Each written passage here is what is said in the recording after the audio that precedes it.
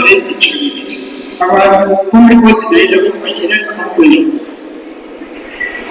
Bode rero umuntu kugira ngo bishyire amaboko hejuru. Murakoze. Abantu bo muri Apari ubwo ni eto ya advance level nabo bari muri level 3, 4, 5 bashyira cyane. Murakoze. None cyane nizera ko ari ntagize mu buryo bivuze. Murakoze ndabona bibereye kungana. Rero muvuze ngo hari abashyize hejuru babiri. Noneho reka dufate icyiciro cyihariye. Abari muri level isoza wa gatandatu cyangwa level 5. Level 5 bivuze ko abantu bari muri za TSS cyangwa izindi gutyo bari gufanya imishinga rero abantu basuhuza ibintu cyane. Murakoze. Turamenyanye kugira ngo menye icyiciro barimo nanjye uramenye numva ari ibyo. Ikindi rero nuko ni umwana yakoze umwuga wo bwari igihe kinini cyane kinini. Nabyo nize nigisha mu mashuri y'abanza, nigisha mu yisumbuye, kugira ngo umwanya wo kuyobora ibigo binyuranye. Hanyuma ubwo n'ibijyanye n'ubwarimu buri nkajya ajya mu tundi turimo nyine tw'ubucuruzi, ariko cyane cyane n'ubwo rero tugiye kuganira turi hamwe. Umwana w'umunyeshuri aba ari bamwe, kimwe n'uko umubyeyi w'umwana nibo bari bafite igihango gikomeye kibahuza. Yesu Kristo akuzwe. Tugiye kuganira rero ku ijambo ry'Imana, tugiye kuganira ku buzima busanzwe. Ntabwo ndi buvuge ibintu bidasanzwe, ariko Roho Mutagatifu aje kubaha ku buryo budasanzwe. Si byo? Ni ibintu bisanzwe bisanzwe kuganirizwa, bisanzwe bishyira mu bikorwa by'umwigishwa, bisanzwe kuko nta bishyiramo, ariko kuko bisaba n'umutagatifu kandi bisabye kugenda hirya no kuvuga ngo dusaba n'umutagatifu. Ubwo rero aze kubaha kubyumva ku buryo budasanzwe. Uburyo budasanzwe biraza gutuma imibereho yanyu noneho ireba mu buryo budasanzwe. Nta gitangaza kirimo kuba uyu munsi wamara kumva ugahinduka ku buryo budasanzwe, kuko igihe cyose umuntu yivugurura ahora yivugurura afashijwe n'Umutagatifu. Kandi nyine iyo wemereye Umutagatifu akuvugurura. Yesu Kristo akuzwe. Tugiye kuganira rero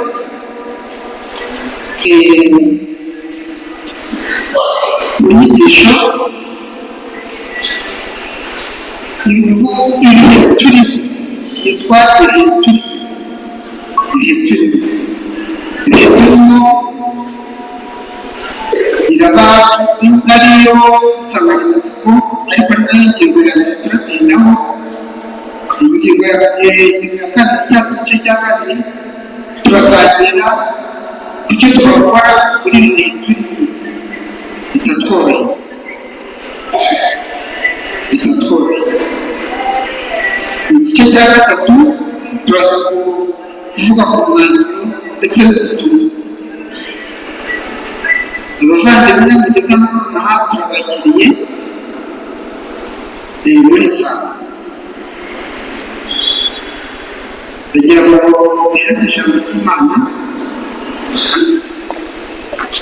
Ari wa Pawulo yandikiye Abanyabaroma 12 umurongo wa 1 kugeza ku 2. Bavandimwe rero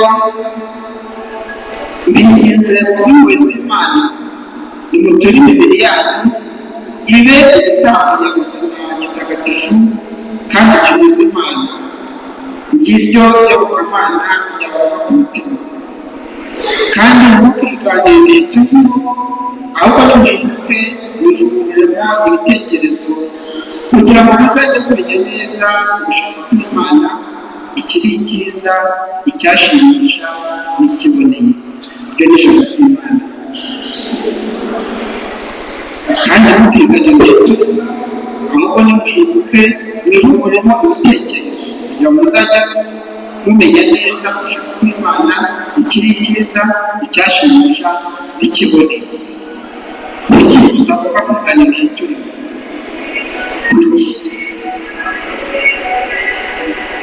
Kuki tutagomba kubyigana? Ni uko ibihe turimo biteye imiti. Hari rero ibyo twakwigana, ariko ibyo dushaka kutubwira ni ibitadufasha cyangwa se binatwigisha, binatwicara kure y'Imana, kuko iyo umuntu agiye kure y'Imana aba yapfuye, aba yicaye mu nzira yo gupfa. Kugira ngo kumvikana uraza kumva n'ibibazo bimwe ndajya kuvuga ntibyumvikane, muraza kubisobanuza. Ibintu rero ntabwo byoroshye, kuko ibintu byarabihinduye. Yesu Kristo akozwe, ibintu byarabihinduye kugira ngo murabizi mu buzima busanzwe. Mujya mwumva ibintu byo gushaka, ukabona abantu benshi bose n'abashoranye byarantangaje. Ibi rero telefone nta muntu wamufata akakuzanira ubona bitangaje, bigenda byinshi ariko ukabona biratangaje, ukabona rwose ukeye mu buryo busobanutse, ukabona akoze umuco, ukabona agize atari ibintu muri kontwari ukuyemo akanya byose. Aba bantu bimeze gusa n'abantu bakiri noneho aho bigeze nanone hano kugira ngo murabizi, niyo umuntu atunguriye cyangwa se amwambuye icyo gutyo, ugasanga wa wundi wamwambuye cyangwa se wamutunguriye niwe ubaye umuraperi. Abari bashima unabeye yakurikije wangijwe wamutunguriye wangijwe bakabura kubona kugeza abantu wabiziwe ko abantu batakishyura. Umuntu ahagaze ko agira icyizere kandi yarabikoze kandi kanakakwemukiye, ubwo ntabwo bari kunyakibazo, ahubwo bakubwica wowe wahemukiwe, ugasanga niwe wayinjije, ugasanga ibihe birimo guhinduka. Harimo abambwiraga ukiri mwizera maze tujye twizera inyamaswa, ntitwizere ibimera, twizere utizere ko wakoze neza. Uricaye wicaye imbere, ariko ufite icyizere ko nta mpamvu yo kugira ngo ukubite inkuru y'imbuto uzize ukwizera. Nugera ahantu ugafata umubiri byazinze urashonje urakarweza.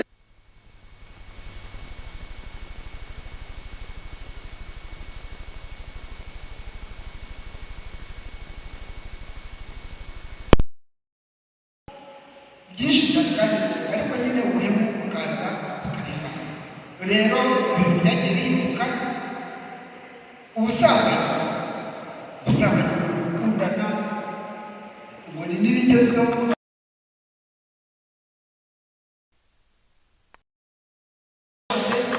Hari igihugu nagiyemo abantu ku buryo babibona bumva ko ubusambanyi bumenya uko umuntu yarya, uko ukenera kurya, umuntu ukenera kurya ni nako umuntu ukenera gusambana, ukumva abantu ukabasaba ukuntu banakumva neza. Ntabwo byoroshye, ariko usanga nyine ibyo bintu bimeze gutyo birimo kugenda bidusatira. Abayobozi b'amashuri haragoye, ukagira icyo ukabona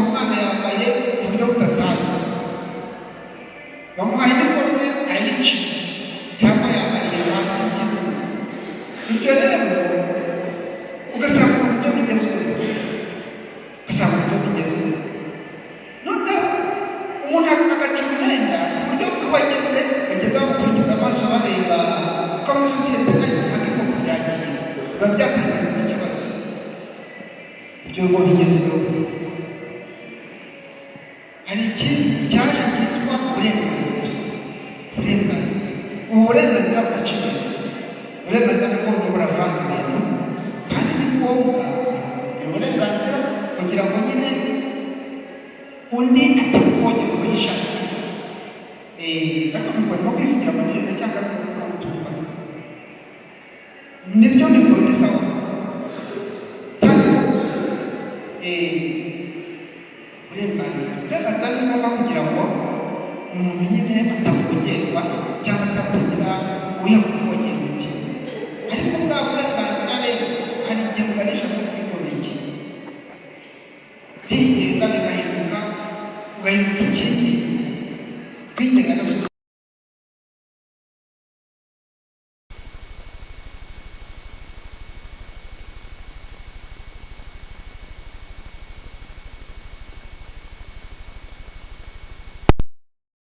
urabona ko njyewe muzingi n'inyamita abana mujye kugendera ko muri abana banjye, sibyo ntutekereze, sibyo nuvuze ngo sibyo ntabwo kujya kubivuga, ariko kubivuga rwose birashimishije kandi n'ibyo nabyo muri abana banjye. Rero hari ibyo tuzi, nta mwana wirera yafite abamurera, nta mwana wirera yafite abamurera. Impamvu ni iyihe? Umwana burya ntabwo abazi icyatsi n'ubururu, ntabwo abazi gutandukanya icyiza n'ikibi. Muravuga mutabikora turabizi, hari ibyo mutazi naho mutari mwajya, hari ibyo mutari mwamenye, nanjye ariko ntari namenya, nzamenya igihe kigeze, kuko abamenye hari ibyo babonye ntari nabona, ku buryo yavuga ati ibi umwana wawe nanjye abanyita umwana wawe, ibi bintu si byo kubera nawe rero umwana uwo ari we wese aba agomba kurerwa. Nta mwana wirera keretse wagize ibyago byo kubura umurera. Abarezi, aba ari ababyeyi, aba ari abarimu, n'umuntu wese mukuru. Niyo mpamvu rero umwana ahabwa umurongo, yanawanga bakamuhana. Tuzi ko abantu bageze mu gihe nk'icyari, hari igihe muha umurongo bamubwira tunyura hamwe akanyura aho ngaho, n'abandi bakamuha amashyi bataramwemeje, baramwemeje buriya perefe baramwemeje kabisa. Umwana ugeze mu gihe nk'icyo ngicyo aba agomba noneho uretse kuza kwaga akanahana, niko bigenda kugira ngo umuntu ajye ku murongo nyine ku ngufu, reka byite ku ngufu kubera ko ntabwo barimo kuyiganisha. Niyo mpamvu rero ibihano birababaza kuko ni byiza, kuko bitanga limiti umuntu akagera aho atagomba kureba. Gukererwa kuko ibyo biba birimo kwigisha kutagira akajagari, no kugira umurongo, no kwirinda kurangara. Mujya mubona abantu bagahana nk'isaha kuze guhura, ugasanga abantu umwe yakeye kandi nta cyamukereje, ahubwo ari akajagari yifite. Kabuzwa gukopera nabyo murabizi ko bibaho, twese bagiye bareka tubikopera tubibonera amanota. Hari uri hano mutekereza uri hano gukopera rero bigira ingaruka zikomeye. Nagiye mbibona, ukabona nk'umuntu w'umucuruzi afite ibicuruzwa byinshi arimo aracuruza kabisa, ukinjira uje kugura utiriwe ndabona muri ibintu by'isukari nangahe ikiro kimwe ni 1,200 wenda na 50, ndagura ikiro kimwe cy'umuceri nangahe wenda ni 1,000, isukari ibiro 2 2,500, umuceri ni 1,000, akishyura inoti ya 5. Noneho ategaruka uragafata kagireta gatangira bose nutangira bya kagireta n'undi umuguzi ku ruhande ati nanjye kunyereza nanjye mpereza rero mutaramucana kubera ko wanze kwiga mara, wanze kwiga multiplication burya ni ihagazeho twayigaga dushyiramo ingufu cyane.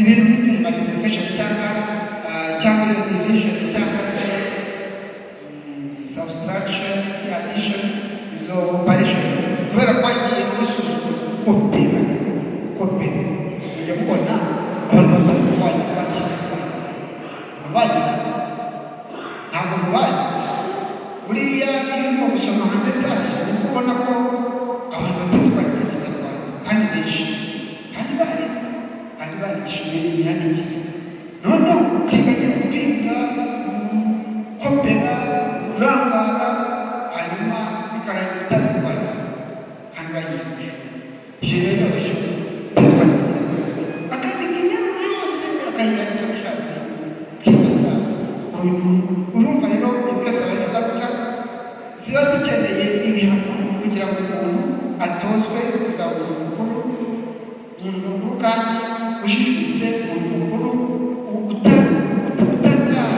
utazicuza ko ategeze ku rwego runaka. Habe ibintu byinshi rero bishobora kwegera umwana bishobora kumubuza gutera imbere, aho ubunebwe hari abana bagira ubunebwe, abana bakopera beza bakaba babiretse, abana bakererwa bakaba babiretse, na za ngeso zose nuko bimeze uko buri cyose kigerekana.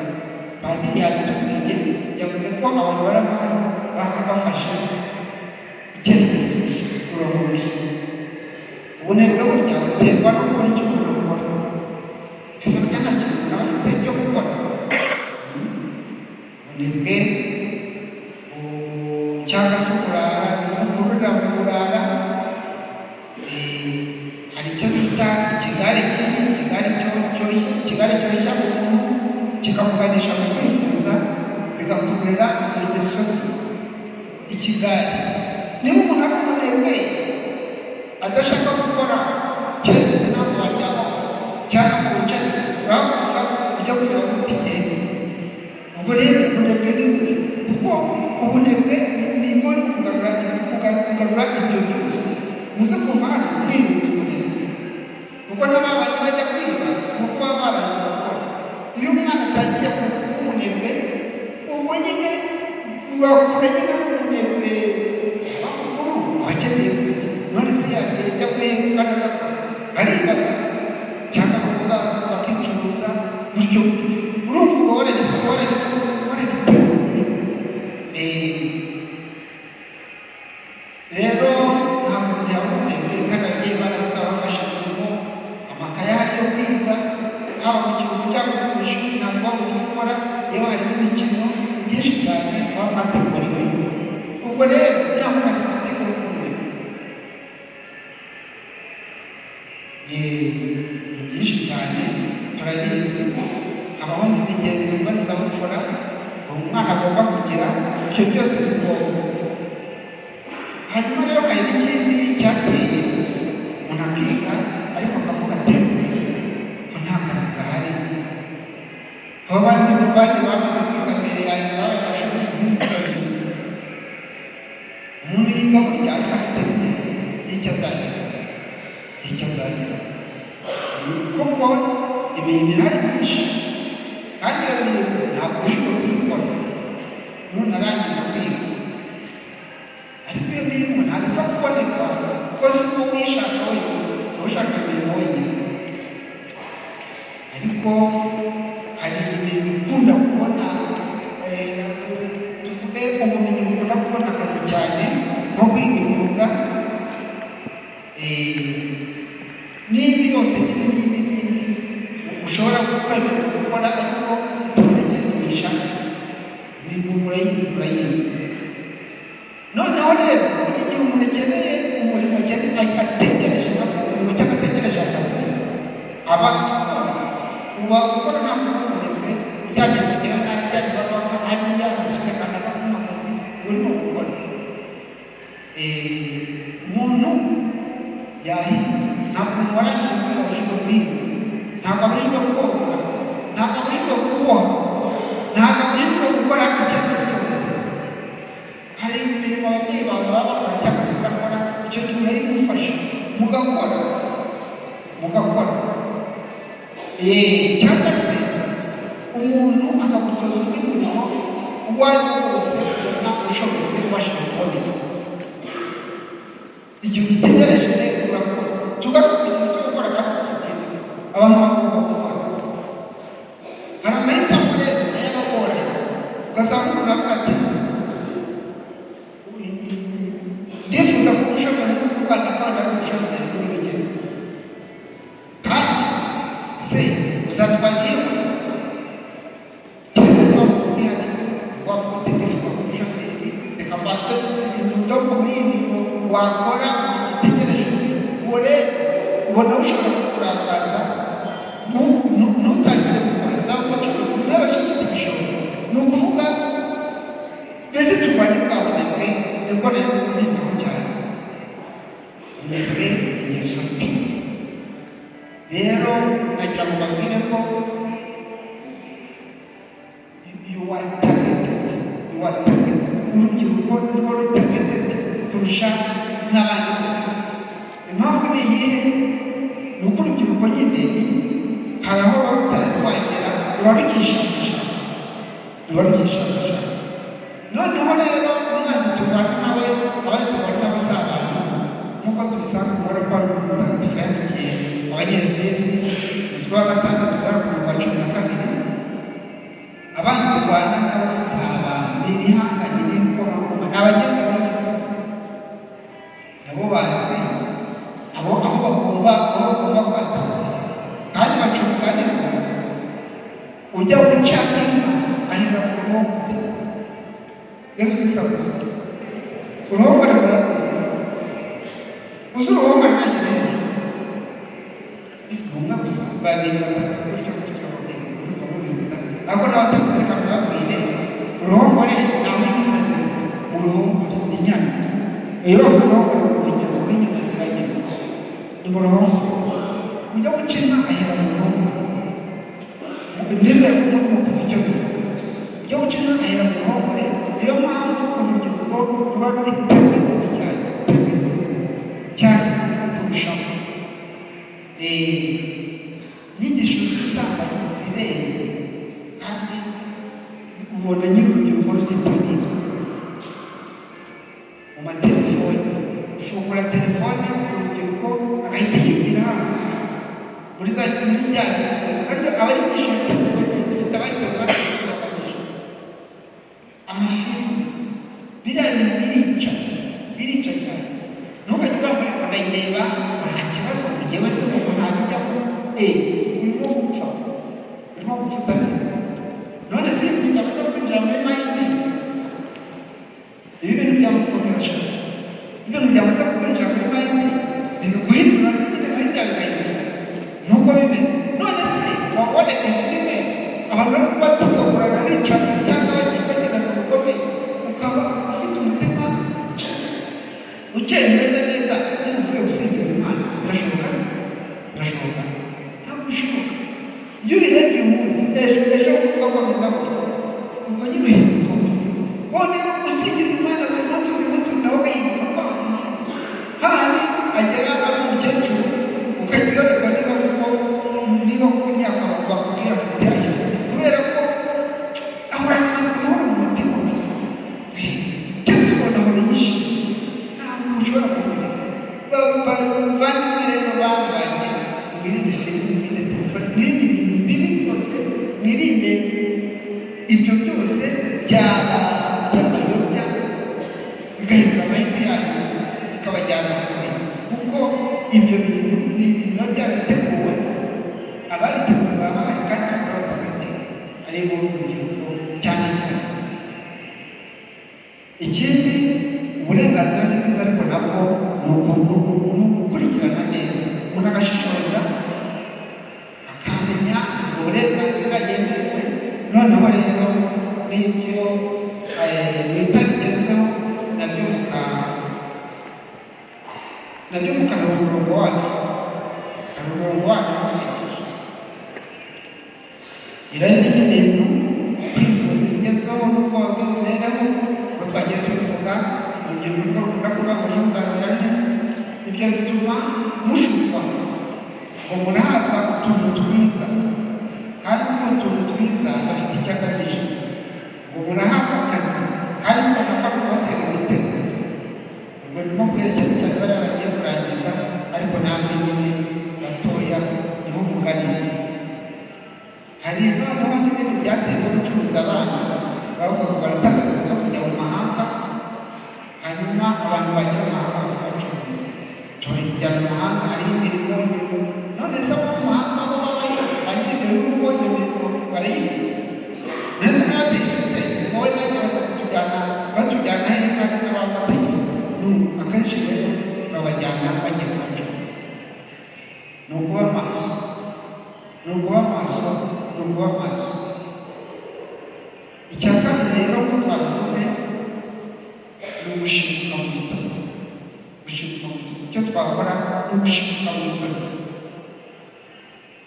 Niba Pawulo umwandikiye Abanyaroma, umutwe wa 13-11, bavuga gushibuka mu bitotsi. Cyane cyane kumenye ko aya magingo turimo ari igihe cyo gushibuka mu bitotsi. Gushibuka mu bitotsi, umuntu akabona ntiyorohewe, akabona nyine ari menase, ari atagiti, ariko ntabimenye. Ubwo rero ni ugushibuka mu bitotsi. Ushobora kuba usinziriye utari gukora ibikora, ushobora kuba usinziriye utitaye ku gukora, ushobora kuba usinziriye utari guha agaciro ku birimo kubwirwa. Sinjye ubivuze bwa mbere n'abandi barabakubwira, ariko shibuka mu bitotsi. Ni ukwirinda nyine kuba manipulated, umuntu akakumanipulatinga ukeneye gukoresha ubuyobozi. Ni ukubyirinda. Kiliziya nayo ifite ibyitegerezo ibyo birimo kuba, ikagira icyo nayo ikora, ikagira icyo itegura kugira ngo umuntu ajye ku murongo, kugira ngo abantu bajye ku murongo, abawutaye bihutire kugaruka. Komera rero muvandimwe ku ndangagaciro za Gikristo n'amategeko y'Imana, ntuzigera wicuza. Amategeko y'Imana murayazi.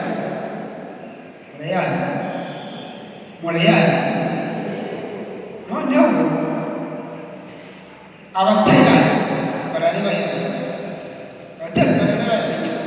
cyangwa se uyu munsi ni kuwa gatandatu, ejo ni mu cyumweru mwese muzakuyazi abatayazi, kuko ntabwo wakwiga amategeko y'Imana abatayazi, ntabwo ushobora.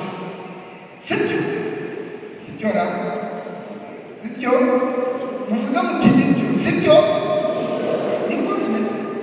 Ntabwo byoroshye, ntabwo wakwiga amategeko y'Imana utayazi. Ntabwo rero uzigera wicuza nugera mu ndangagaciro za Gikristo kandi ukiza amategeko y'Imana.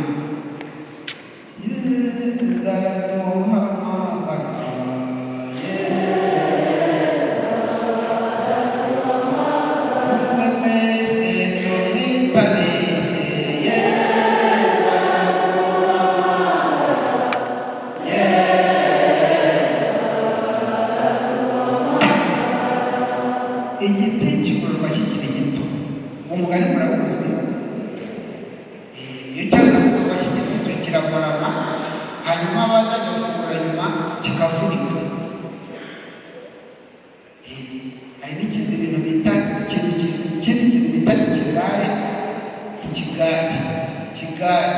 Ugomba kugendana n'abantu nyine bagororotse kugira ngo batagushobora kugutwara ahantu hatari. Ijambo ry'Imana rigira riti ntimukagire urunana rw'insigane rw'insumbane n'abatemera. Paul ya kabiri umwandikiye Abanyakorinto, umutwe wa 6:14. Ntimukagire urunana rw'insigane rw'insumbane n'abatemera. Ukabona umwana yari mwiza, umwana yagendaga neza rwose, abantu bose bamushima, ariko umuntu yarahindutse kubera ikigare. Bacuruga ariko ntawe unanira umwana, ntawe unanira umushukana n'umwana. Umuntu akaguhana akakugira inama nziza ukaza kuzumva, ariko ushuka yaza. Abana bakaba bataye umurongo, abana ni ikibazo. Ubwo rero ikigare urumva uburyo ugomba kugira inshuti, ariko ikigare kiva mu nshuti mbi, ni ugushishoza inshuti.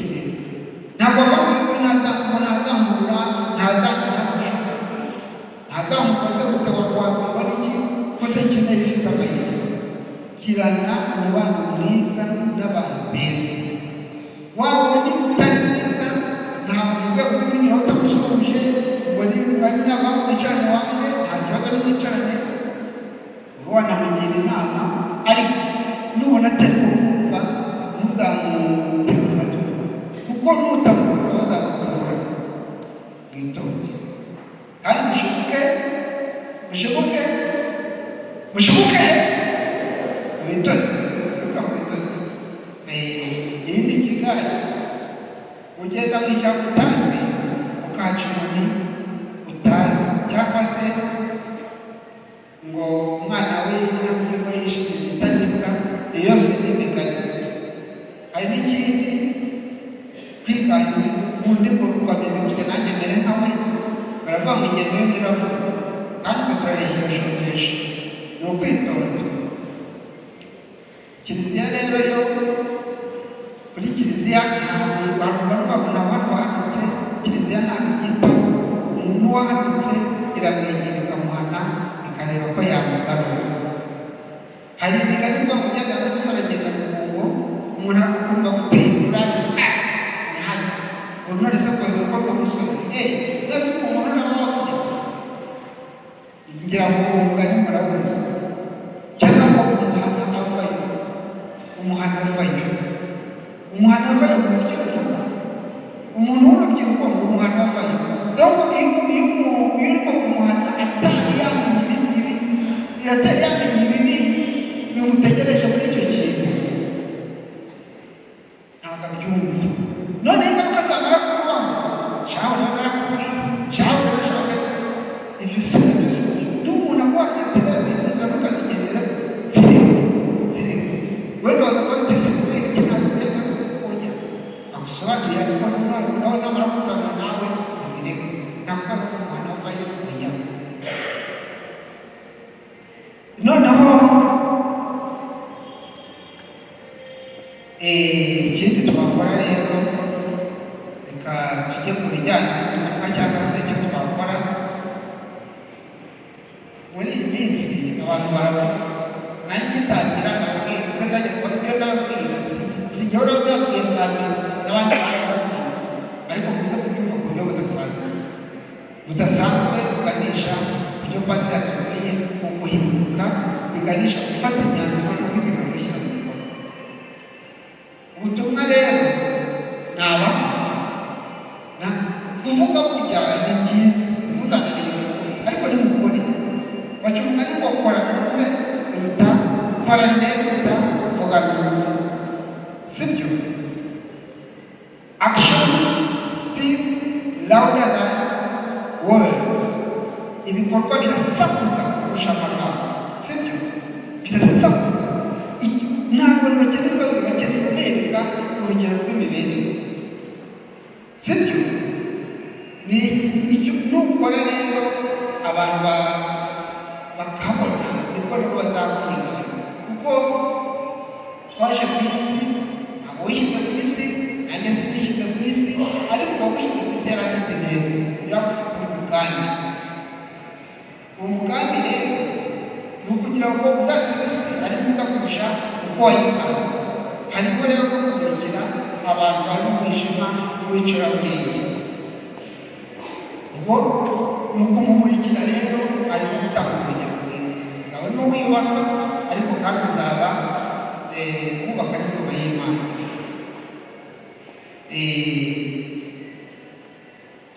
Ikizatera mugenzi wawe kwigiraho cyangwa se gukora neza ni uko uzakora kurusha uko uzamubwira.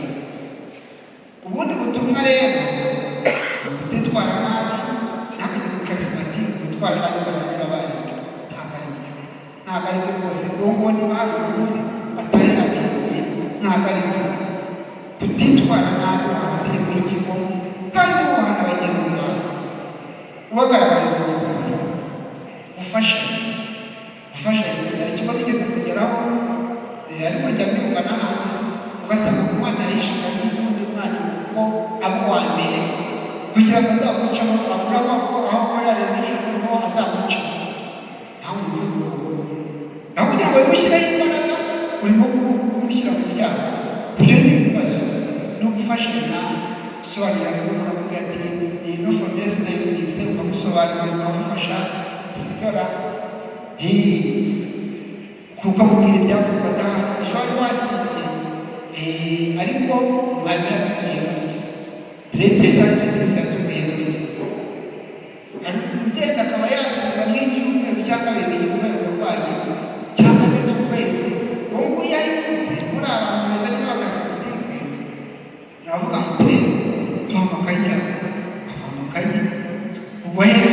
Icyongereza wahereye imibare, wahereye inyashiki, y'amasomo yose kwiga, ukareba ko mwanditse byinshi kandi biratandukanye, ukayagabanya ukamwandikira. Mwamara kumwandikira, ukareba kumva cyane, bakanamusobanurira. Bati rero, waba ubizi cyane muri chemistry ari hehe? Basi, ukamusobanurira. Gutyo nawe agahita ajya umwana wamufasha. Ibyo ni bimwe mu bikorwa biba kandi biba bikenewe kugira ngo abantu bakomeze bagire ubuzima, bakumva ko ari abandi bana kandi atishimye.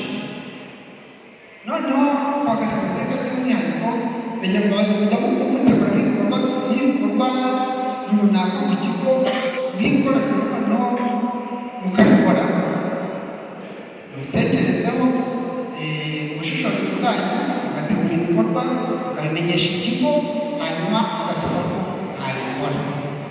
Mugasaba ko mwabikora. Hari n'ahandi mu mashuri ashobora kuba hameze nk'abibona ibiti wenda bizanye n'ikubi birabiteze, biba bimeze, usibye ko ubu nyine isuku isigaye ikomeye, ukavuga uti aha hantu hose turahibana, cyangwa se ibyatsi turahibana mu busitani, twebwe tugiye kubiranga, cyangwa se biba bihari, mwabitekerezaho biyobowe na Mutagatifu.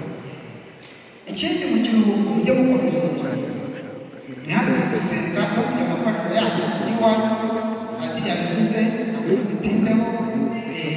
Amakoraniro yanyu rero amenshi n'umusaraba mu rwanda rwayo, ariko umuntu atari ikibazo, mbese kuko turimo kurembera inyuma hazaza, turimo kuba turembera bagiye byerekana umuntu yacu hazaza abandi n'ibidakangwa ku mabuke, hanyuma muri sosiyete nyine mu bwinshi ihagarariye kuza mu Rwanda, bizagenda